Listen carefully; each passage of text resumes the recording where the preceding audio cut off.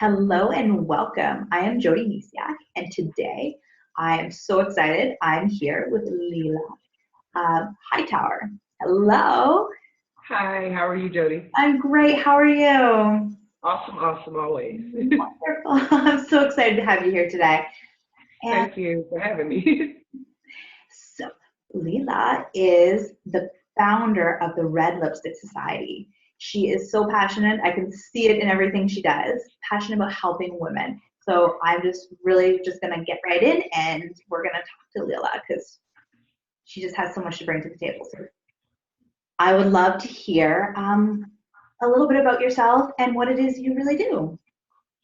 Okay, well, I just made a transition in business, so I'm just going to tell you a little bit of what I do.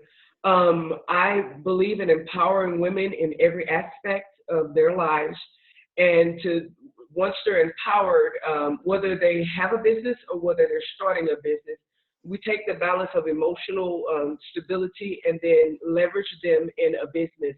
A lot of women think that when you get into a business that you have to have all these these multitude of things, and so I show them that it's some everyday things that they can put and package, and they can learn how to sell their skills. They can learn how to sell their knowledge. So and then balancing in that with emotional health. So I kind of transition all that into them having a business. Wow, that's incredible.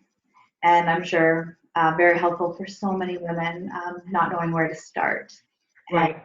yeah, so how did you come about this? And what was your journey and your story to kind of coming to this point of really wanting to help women and help them with their careers and their Well, business? probably about 4 or 5 years ago, I was in a job. Ironically, I went to school for accounting, and I come to find out that I didn't like accounting. That's one thing that I want to help women with, because sometimes we do things that we can do, and it's not necessarily things that you want to do. So that's I just found myself kind of depressed, and there was a friend of a classmate that just sought me out on Facebook, ironically, and told me that she felt like I needed her help, and I'm like, who is this woman just talking to me? But long story short, we ended up connecting very, very deeply, and I ended up hiring her as my business coach. And so that's Christy Kendall, by the way. She's in the group. But so she showed me how your emotional health affects everything about you in your life, in your body.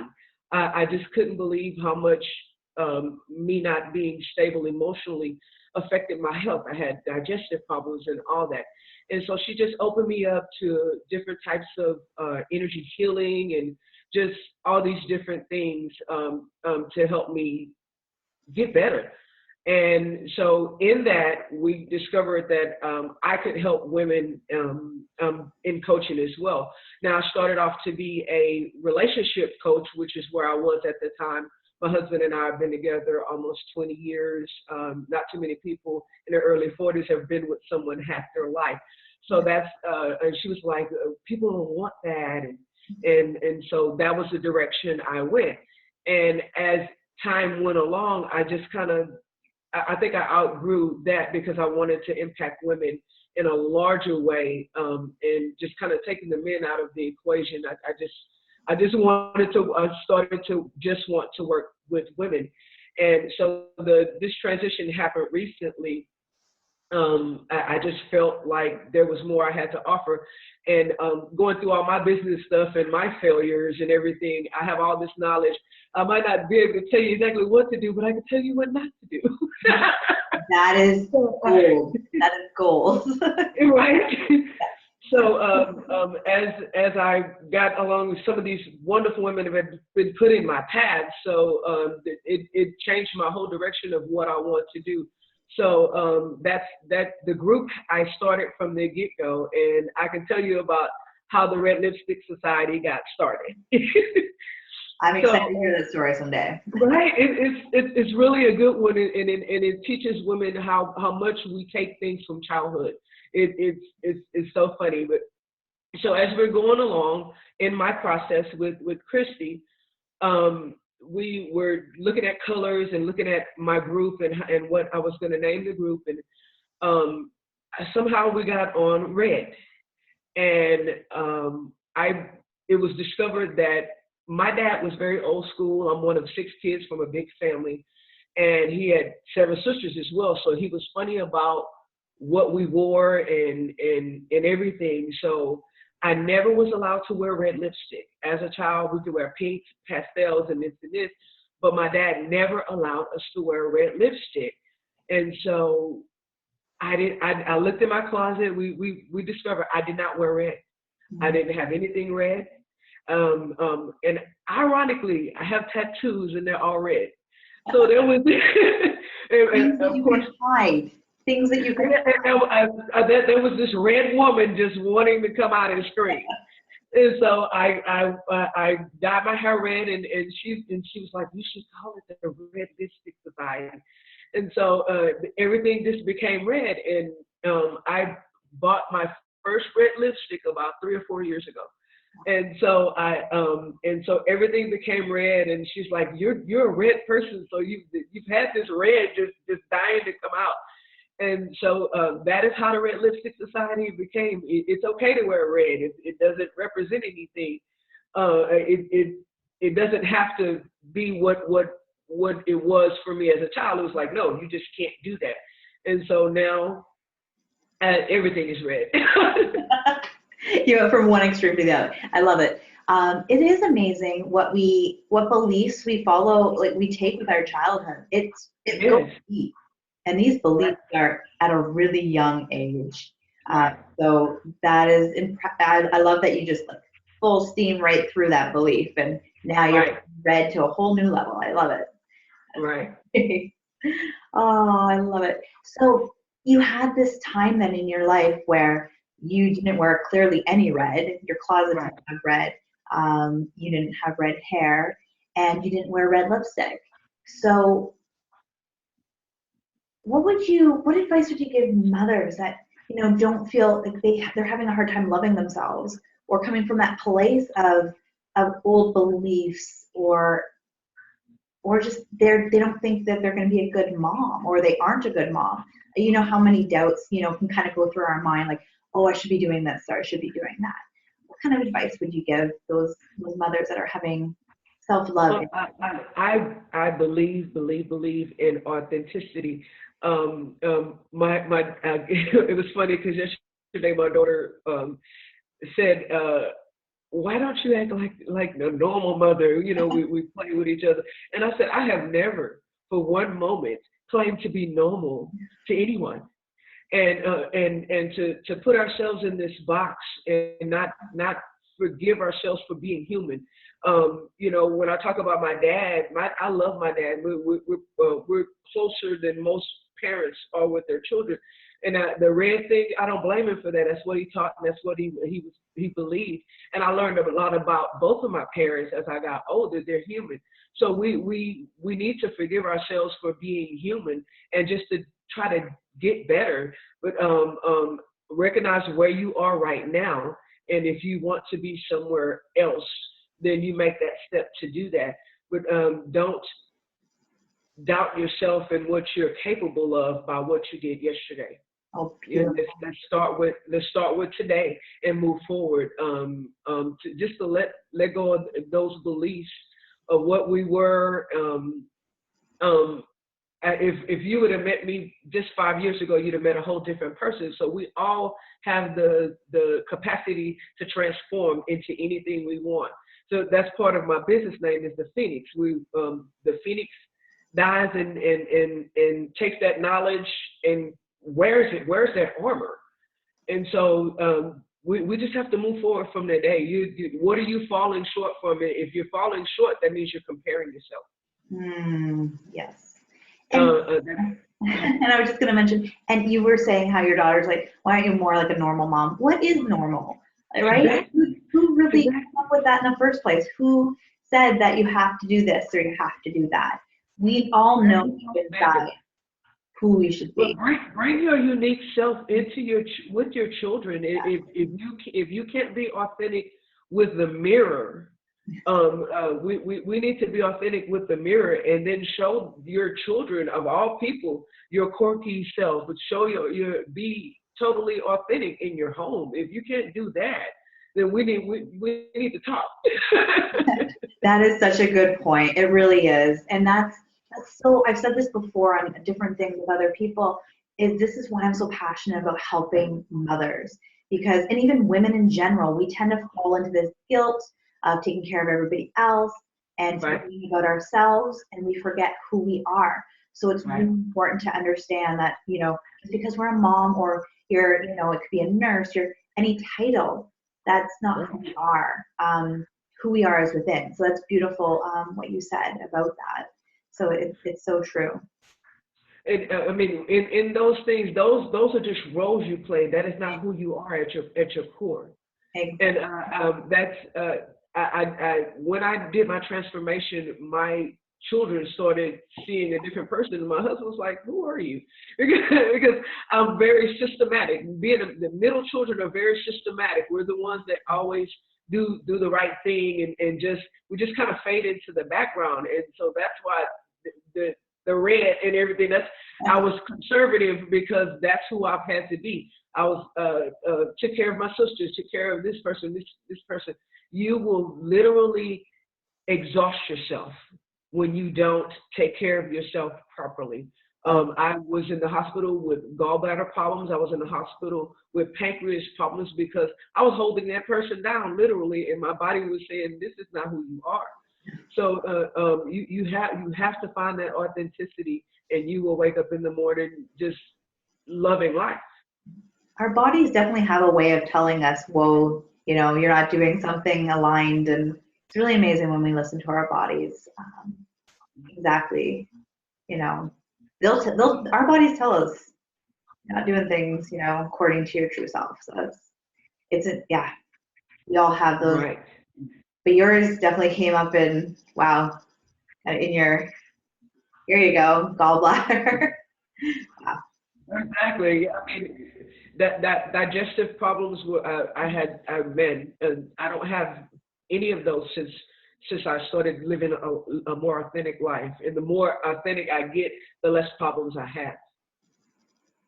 Look at that. So it's all about being authentic. And I think that is the most amazing thing that any of us can do for ourselves. So, and then with it being authentic, then that comes self-love. We know who we are, we can love who we are. And it's just a beautiful, beautiful thing. And that just made me think about what I wanted to say about the guilt that you were talking about, having that guilt of doing for yourself.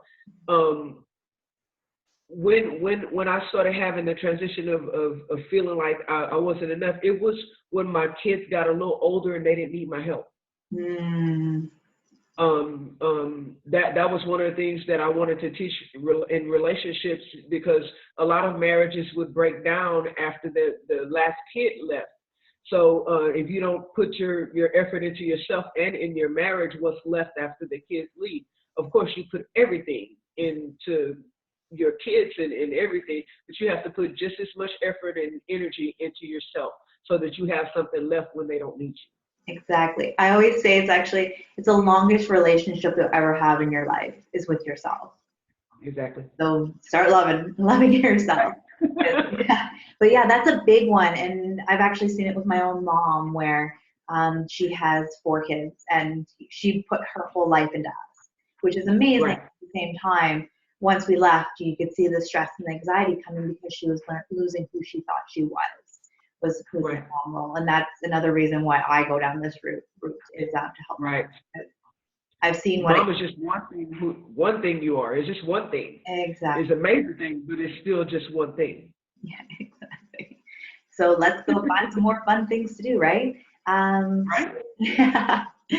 So another thing that moms have issues, or not, I shouldn't say issues, but so we're pouring ourselves into our children, Or like for me right now, I have a son that still doesn't sleep through the night. He's 14 months and I can count on one hand how many times he slept through the night. Gotcha. So we have like low energy, or like if we aren't loving ourselves enough, because that's a big one to help with energy. But another one is to listen to music. So I was just wondering, out of curiosity, what your favorite song is to boost that your mood and kind of get you out of a funk or low energy. Well, I have so many, but this is the first one that always pops into my head, and it's actually called "Reaching for the Sky." It's I can't even think of his name now, but Peebo Bryson did it first, and then another artist did it. It's called "Reaching for the Sky," and it's like when that first thing comes on, I'm just like, oh, that's my song. That's my song. And it's that's one that goes to. It depends on what mood I'm in. That was something that came up during my process with my coach as well. And we came up with this thing because of my history with music. My dad just had a whole bunch of music at all times. So I have this plethora of music knowledge all over the spectrum and in all different types and everything. So I started doing a song reading. And when I had clients or I had friends, I would feel their energy and feel what they needed. And so I would just text them a song. I have new clients, so I told them if I just text you a song, just listen to it. Have a song list at all times. Make your ultimate song list and have it on you at all times. You would be surprised at what a song can do for you. It depends. Like I said, I go around the spectrum. So like when I'm going to work in the morning, I listen to Ugly, Bubba Sparks, and that's a quiet taste, but it's like I'm getting ready to go and do all these things. So I'm like, yeah, I need to I need to get into groove. So to find you need a fast song, you need a mellow song, you need a love song, and you need a relaxed song. If you can cover those spectrums, then you can have it on hand for when you want to feel whatever. Or you might want an instrumental. I have those too. But music is amazing. I've been singing since I was a little child, and they laugh at me because I'll just be singing all day long. I'll be singing. I literally be singing, and they're like, "But you listen to everything." I'm like, "Yeah, I listen to everything because you never know what mood you're in." Music is amazing, and I just find it so helpful. Like I love though the suggestion of having a slow song, a romantic song, a fast beat energy, like high energy song. I think that's really important. I actually just focus on the high energy. I have like a little playlist that I play when I'm like I need a boost in energy, or just kind of in a not the greatest mood. It's like a little quick pick me up. So I love the suggestion of having a whole. And one more, you need a workout song. You need a workout set. Yes, I have like a workout like playlist. That's reggaeton for me. But I used to have like the Black Eyed Peas, I've Got a Feeling. I used to like have them in my head, and I always thought that if like my music's kind of changed from then, but at one point I was just like, if I had a soundtrack to my life, that would be what it is, because I just want that high energy with me all day. Gotcha. Yeah, but I really love the idea of having a little bit of everything, and that's great. So that's wonderful. Now, I know you've been a busy woman lately. I would love to hear. Yeah, I'm so glad you were able to find a little time to chat with me. I was just wondering. I would love to hear about what you've been up to. I know you've been really, like you said at the beginning, you've been really just changing things around and really transformations or transforming. Like I said, I was focusing on relationship coaching and dating coaching, and I just kind of, I think I just outgrew that. And so with the Red Lipstick Society, which is what I'm focusing on right now, I'm working on building a community of women that bring everything to the table and show them how they can market their everyday skills. And so that's where I'm at right now, and trying to build the group. And thank you for joining the group. I'm so glad that you're here because we have so much in common and we have the same goals. Um, Making these women, first of all, and building them up, empowering them emotionally. I don't think that women take it seriously enough when we try to go into business for ourselves. We don't realize the emotional balance that you need to have to be successful in it. So I am taking all my skills. I just rewrote all my whole program because it was focused on relationships. Now I want to focus on women, period. And the first book takes them through the emotional journey and learning what your emotions are, learning how they affect you, learning what your triggers are, and how to see them coming. One of the main things that I teach, and I say, I think I say it in almost every video that I do now, is that we cannot control our thoughts. We can only be a watcher of the thoughts, and then we can maneuver how we react to them and put ourselves in better places so that we don't have the thoughts that don't serve our highest good. Mm-hmm. So taking that part, and then we get to your goals, and then we get to implementing everything that you've learned into your goals. When you go from the first book and you go to the last book, you should have a transition in your thought process and how you filter everything around you. So it has been a long few weeks because I went from a whole different thing to this, which is more me at my core of what I want to teach women.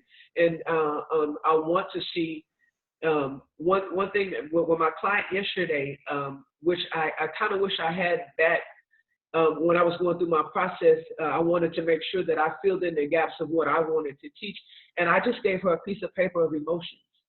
When you're feeling what you're feeling, can you name that feeling?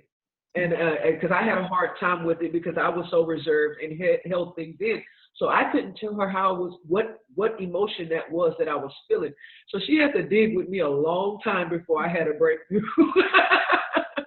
And I want to circumvent that because I'm going to attract women like me. So I want them to be able to tell me, okay, and have this piece of paper in front. You know what? That's what I'm feeling.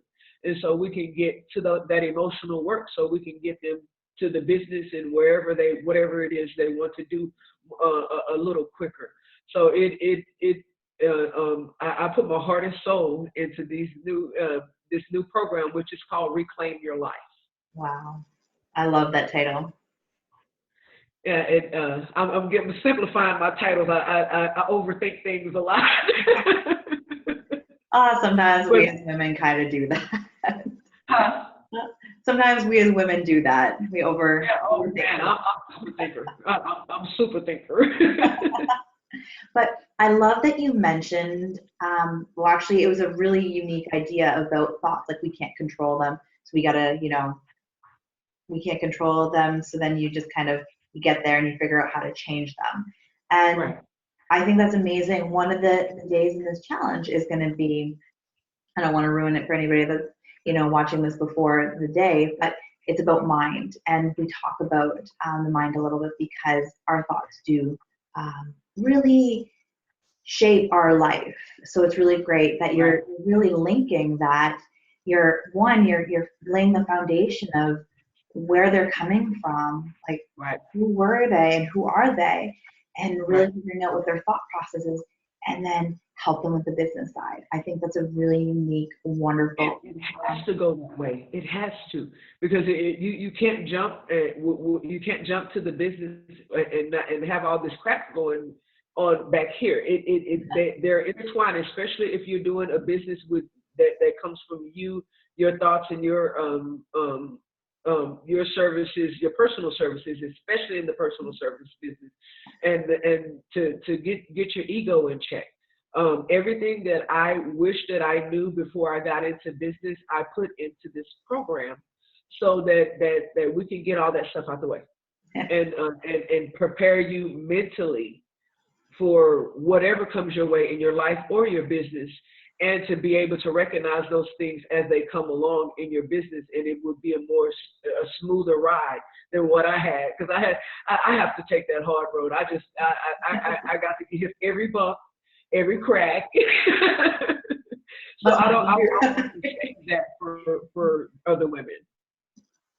It is amazing when you can do that. You have that bumpy ride, and some people would just give up, throw in the towel. You instead just kept going along that bumpy road, and now you've come to like a really solid place and really have figured, you know, a way to help women that are still on that bumpy road, and that's Right. really incredible. Thank you. But yes, it is amazing how much baggage we carry around from our childhood, our teens, all that. Unless you really take, you know, the time to figure out why you react to things or why you have these Right. thoughts, you're going to be living with those thoughts or those beliefs and different patterns and baggage until you take care of it.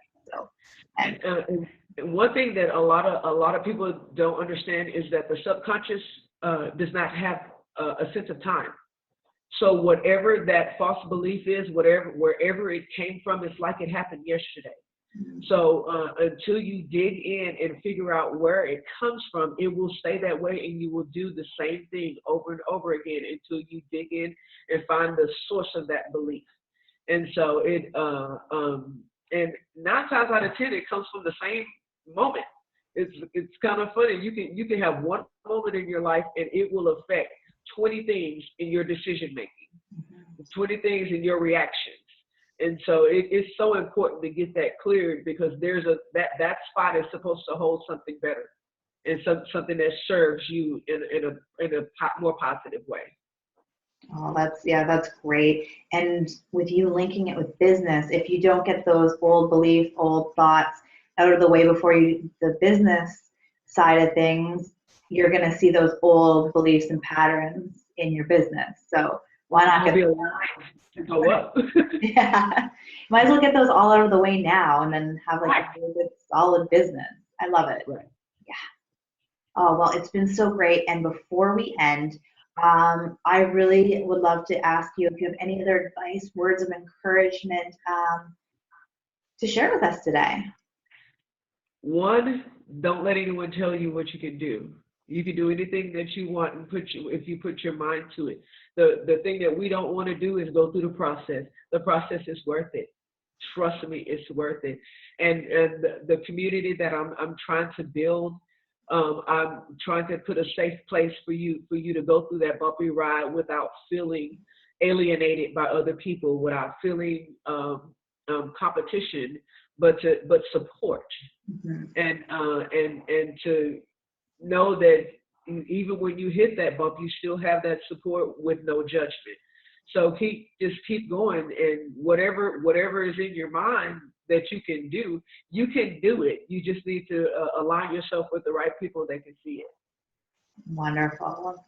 And you know what? I'd like to say, because I am part of your beautiful community of the Red Lipstick Society, it is a safe place. What I've seen so far, very welcoming, fun, and just, yeah, it is a safe place. So you don't have to make it there. You're already there. It is a safe place. It's very Thank you. You're very welcome.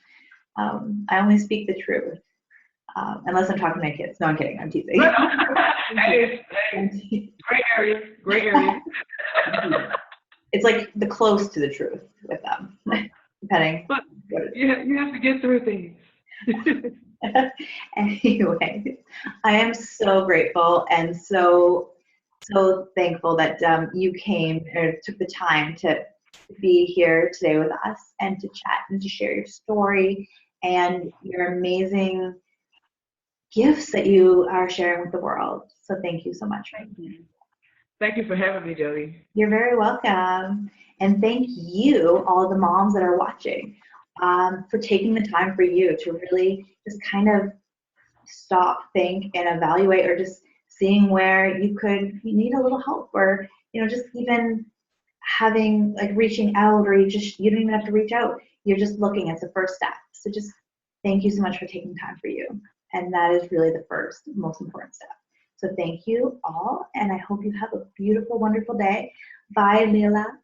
Bye-bye, darling. Bye. Bye, everyone. Bye.